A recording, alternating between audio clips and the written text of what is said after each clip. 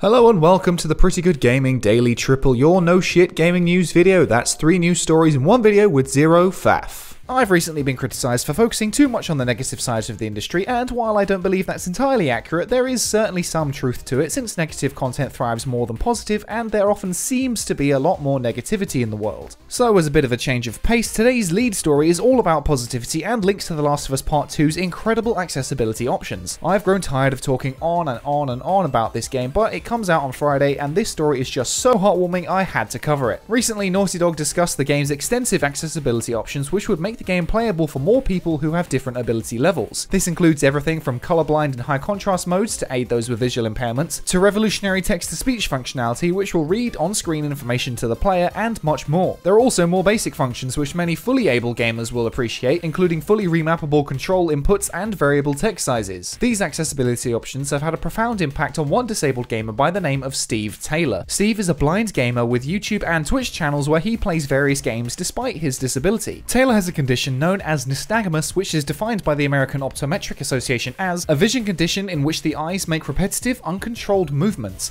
These movements often result in reduced vision and depth perception and can affect balance and coordination. These involuntary eye movements can occur from side to side, up and down, or in a circular pattern. As a result, both eyes are unable to steadily view objects. People with nystagmus might nod and hold their heads in unusual positions to compensate for the condition. Taylor is not blind in the sense that everything is black and nothing is visible, but he is legally blind because his vision is worse than the legal definition, which is 2200 as opposed to 2020 in most parts of the world. In this video, he explains that 2020 vision means that objects which are 20 feet away look like they're 20 feet away as they're supposed to, meaning that with 2200 vision, objects that are 20 feet away actually look like they're 200 feet away in terms of image clarity. With his glasses on, his vision is around 2200, but with them off, it's closer to 1400. In order to play games, Taylor has to sit within just a couple of feet of the screen. There's a link in the description to his full video which explains how his condition affects him personally. As this video shows, it's possible to make out shapes and characters, but much of the essential UI elements are heavily distorted or outright unreadable. In addition to sharing his gameplay experiences to the internet, Taylor has produced multiple graphics for sites like IGN and is an accessibility consultant. He serves as the media editor for the website Can I Play That, which is an outlet dedicated to accessibility advocacy run by disabled people for disabled people. The site specifically provides reviews from the perspectives of people with different disabilities to explain how these games can be played if you suffer similar conditions, i.e. someone with a visual impairment will review it based on that, which will be different to how someone perceives it who is hard of hearing. Recently, Taylor published to his Twitter feed a short video of his reaction to the suite of accessibility options in The Last of Us Part 2, and his reaction just speaks for itself. As I said in my previous video explaining accessibility, regardless of your feelings about the game itself or any controversy around it, this is an incredible win for the industry and is exactly the kind of precedent we should be setting with all games wherever possible. As someone who's worn glasses for most of his life and has pretty shoddy vision,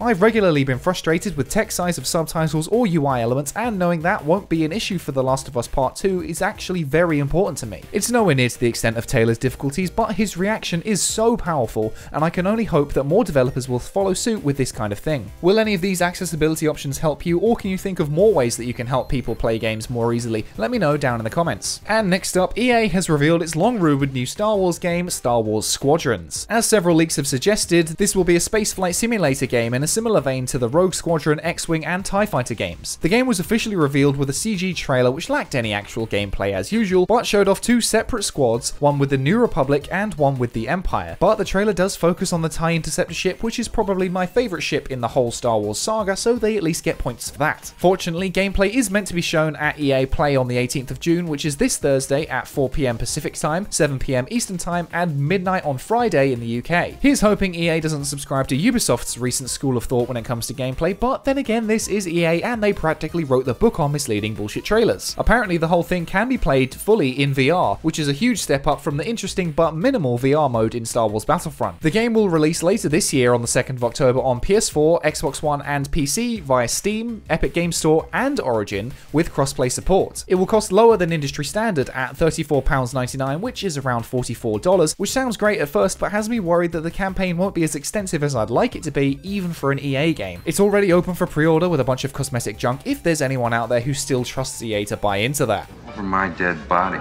The game is being developed by EA Motive in Montreal and will reportedly feature a dedicated single-player campaign with several multiplayer modes and no microtransactions. It's not true!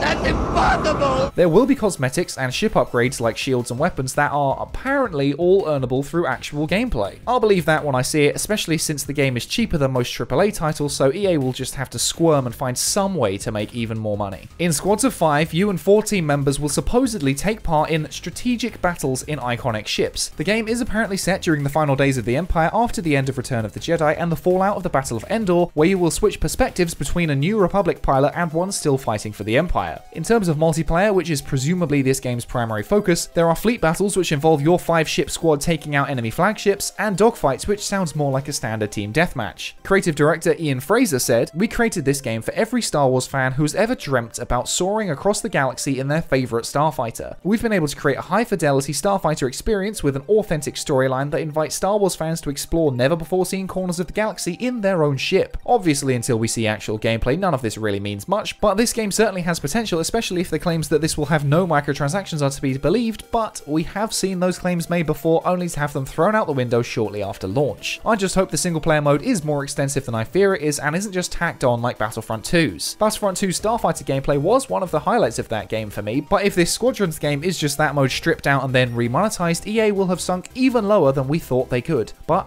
all we've got is hope. Rebellions are built on hope.